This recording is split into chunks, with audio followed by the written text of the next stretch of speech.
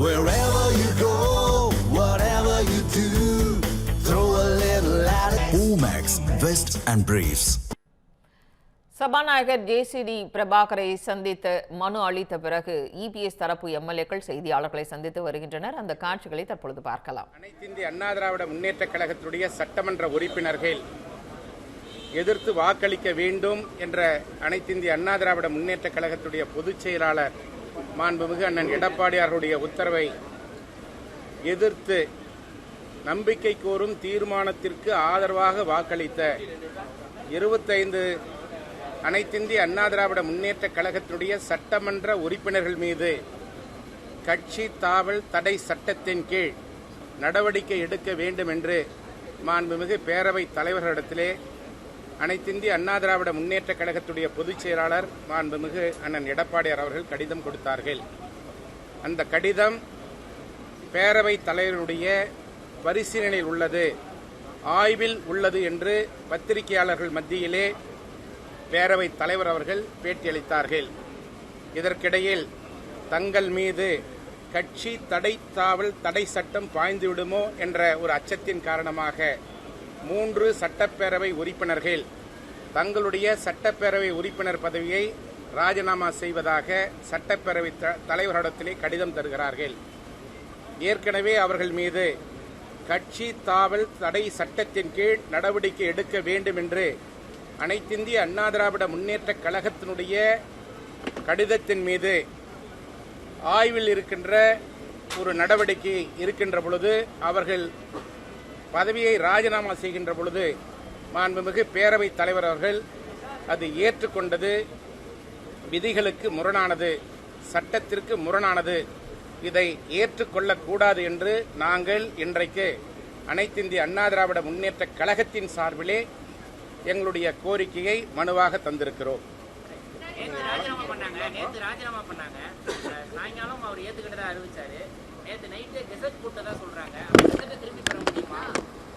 மாண்புமிகு முதலமைச்சர் அவர்கள் சட்டமன்றத்திலே பேசுகின்ற பொழுது எங்களுடைய அரசு குதிரை வேகத்திலே செயல்படும் என்று சொன்னார்.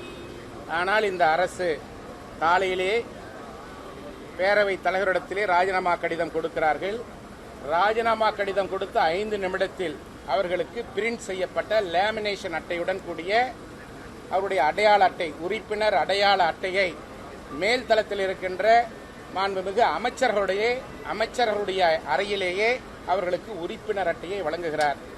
இது தலைமைச் செயலகமா அல்லது தாவேகா கட்சியினுடைய தலைமை நிலையமா என்று எங்களுக்கு புரியவில்லை. பொதுமக்கள் கேள்வி எழுப்பிக் கொண்டிருக்கிறார்கள்.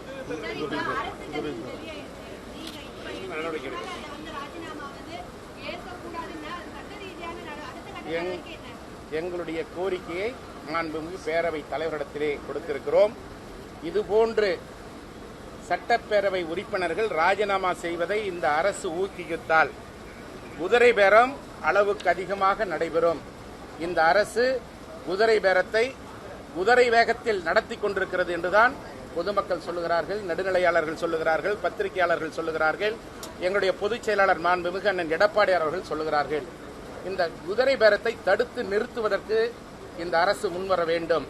தூய்மையான ஆட்சியை தருவோம் என்று சொன்ன முதலமைச்சர் இன்றைக்கு முறை தவறி பின்வாசல் வழியாக தன்னுடைய ஆட்சியை நிலைநிறுத்திக் கொள்ள வேண்டும் என்பதற்காக இந்த அரசு குதிரை பேரத்தை குதிரை வேகத்தில் நடத்தி கொண்டிருக்கிறது என்பதுதான் எங்களுடைய குற்றச்சாட்டு.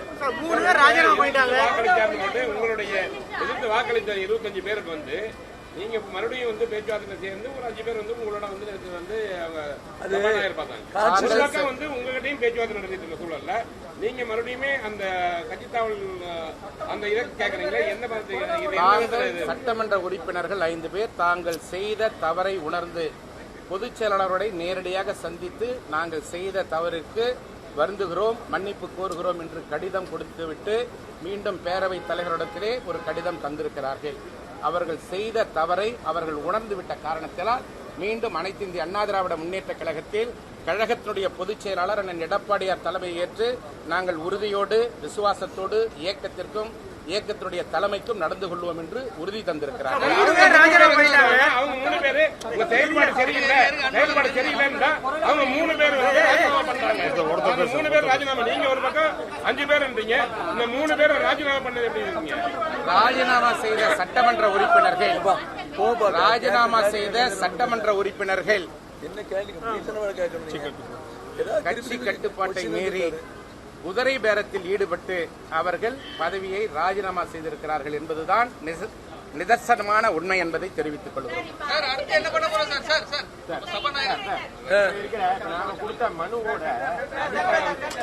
ஒரு ஆள் கேளுங்க சார், கேட்டுட்டு இருக்கீங்க. நான் கொடுத்த மனுவோட அடிப்படையில் ஒரு கட்சித்தாவல் தடை சட்டத்தை இன்வோக் பண்ணணும்னு சொல்லி நாங்கள் ஒரு புகார் கொடுத்து அது நிலுவையில் இருக்கும்போது சபாநாயகர் அவர்கள் மீது அந்த 3 பேர் மீது உள்ள கொடுத்த ராஜினாமா கடிதத்தை ஏற்கலாமா கூடாதா, அதுதான் சட்ட பிரச்சனை. ஏற்க முடியாது. ஏன்னா 21 சட்டமன்ற விதிகள் 21 எனக்கு அதிகாரம் இருக்குன்னு சொல்றாரு. ஆனா அவர் மைண்டை அப்ளை பண்ணணும் தான் சட்டம் சொல்லுது. நோட்டிபிகேஷன் எத்தனை மணிக்கு? நேற்று நைட்டு நோட்டிபிகேஷன் வந்த பிறகுதான் அவங்க கட்சியை விட்டு அவங்களுடைய ராஜினாமா ஏற்கப்பட்டதுங்கிறது நாட் மியர்லி மைக்ல பேசுறது ஆகாது. சட்டமன்ற உறுப்பினர் பேரவைத் தலைவர் அறிவித்தது ஆகாது. நோட்டிபிகேஷன் வரணும். நோட்டிபிகேஷன் வர்றதுக்கு முன்னால மாடிப்படி ஏறி போய் ஒரு அந்த தாவேக்காவுடைய அமைச்சரை சந்திக்கிறாங்க. அந்த அமைச்சர் அவங்களுக்கு சால்வை அணிவிக்கிறார். அதுவே வரவேற்பு தான். கார்டு கொடுக்குறாங்க. அது எல்லா வலைதளங்கள்ல வந்துச்சு. அதுக்கப்புறம் இதை எதிர்ப்பு தெரிஞ்ச உடனே தான் ஃபார்மலா இணைத்தவர்கள் அப்புறம் இணைப்புன்னு ஒரு நாடகத்தை 8 மணிக்கு மேல நடத்துறாங்க. ஆனா அப்பவும் நோட்டிபிகேஷன் வரல. அப்ப நோட்டிபிகேஷன் வராம இருக்கும் போது அவர்கள் இன்னொரு கட்சியில போய் சேர்ந்திருக்காங்க. அப்படி தேர்ந்தவர்களுடைய ராஜினாமாவை ஏற்றுக்கொண்டதாக நீங்க அறிவிக்க கூடாது, திரும்ப பெறணுங்க தான் எங்களுடைய மனு. ஏன்னா இது அவர் ஏத்துக்காம இருக்கிறது இது. ஆனா நீதிமன்றம் இருக்கு. அப்போ சட்டப்பேரவை உறுப்பினர் சட்டமன்ற பேரவை தலைவர் என்ன சொல்றாருன்னா அவருக்கு எனாமரஸ் பவர் இருக்குன்றார். அதெல்லாம் போயிடுச்சு சார். பாலா சாஹேப் அப்படின்னு ஒரு பட்டேல் அப்படின்னு ஒரு கேஸ் கர்நாடகாவில் வந்துச்சு. அந்த கேஸ்ல பேரவை தலைவருடைய பவர்ஸ் என்னன்னு விளவாரமா சொல்லிட்டாங்க. ஆன்டி டிஃபெக்ஷன் லா இருக்கும்போது ரிசைன் பண்றதுங்கிறது சட்டப்பூர்வமானது அல்ல, அது அன்கான்ஸ்டிடியூஷனல். அப்படின்னா நீங்க தவறு பண்ணுவீங்க, உங்க மேல ஆன்டி டிஃபெக்ஷன் லாவை இன்வோக் பண்ண சொல்லி ஒரு கட்சி தலைவர் கொடுத்துருக்காரு. நீங்க பின்வாசல் வழியா ராஜினாமா பண்ணிட்டு தப்பிச்சு போயிடலாம்னு நினைச்சா அப்ப அந்த சட்டத்தோட பலன் என்ன? எனவே அப்படி பண்ண முடியாது. அந்த சட்ட நடவடிக்கை தொடரும். அப்போ எல்லா சட்டமன்ற அதாவது சட்டப்பேரவை தலைவருடைய நடவடிக்கையில நீதிமன்றம் தலையிட முடியாதுன்னு பொய்யா நம்பிக்கிட்டு இருக்காங்க. அப்படி இல்ல, எல்லாத்திலையும் தலையிட்டு இருக்கு. PV ரமணா தலைமையிலான சுப்ரீம் கோர்ட் ஜட்ஜி பெஞ்ச் இதை தெளிவா தீர்ப்பு கொடுத்துட்டாங்க. எனவே இது தவறு. அது மட்டும் இல்லாம இது பேரவையா இல்ல தாவேக்கா கட்சி அலுவலகமா? இன்னும் ஒரு சில எம்எல்ஏக்கள் ராஜினாமா பண்ணிட்டு வருவாங்க.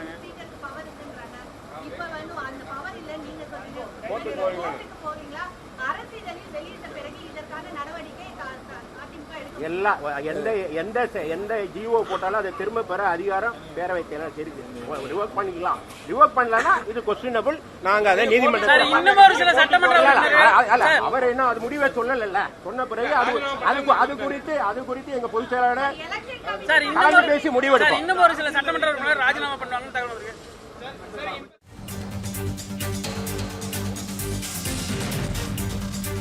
அதிமுகவில் 3 பேர் ராஜினாமா செய்த நிலையில் அவர்களின் ராஜினாமாவை ஏற்கக்கூடாது என சபாநாயகரை சந்தித்து EPS தரப்பினர் கோரிக்கை முன்வைத்த நிலையில் அதன் பிறகு செய்தியாளர்களை சந்தித்தனர். அப்போது 25 எம்எல்ஏக்கள் தாவேக்காவிற்கு ஆதரவு அளித்த நிலையில் அவர்கள் மீது கட்சி தாவல் தடை சட்டத்தின் கீழ் நடவடிக்கை எடுக்க வேண்டும் என்று சபாநாயகரிடம் கோரிக்கை மனு அளித்ததாக செய்தியாளர் சந்திப்பின் போது தெரிவித்தனர். முழு விவரங்களையும் பின்வரும் செய்திகளில் விரிவாக பார்க்கலாம்.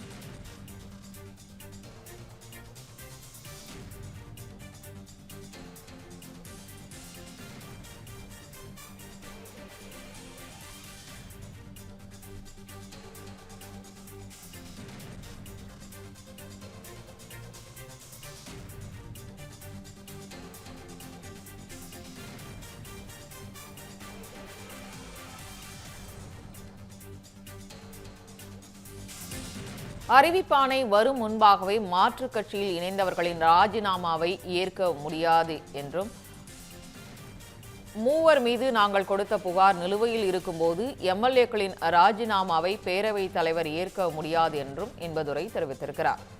அறிவிப்பாணை வரும் முன்பாகவே மாற்றுக் கட்சியில் இணைந்தவர்களின் ராஜினாமாவை ஏற்க முடியாது என தெரிவித்திருக்கிறார்.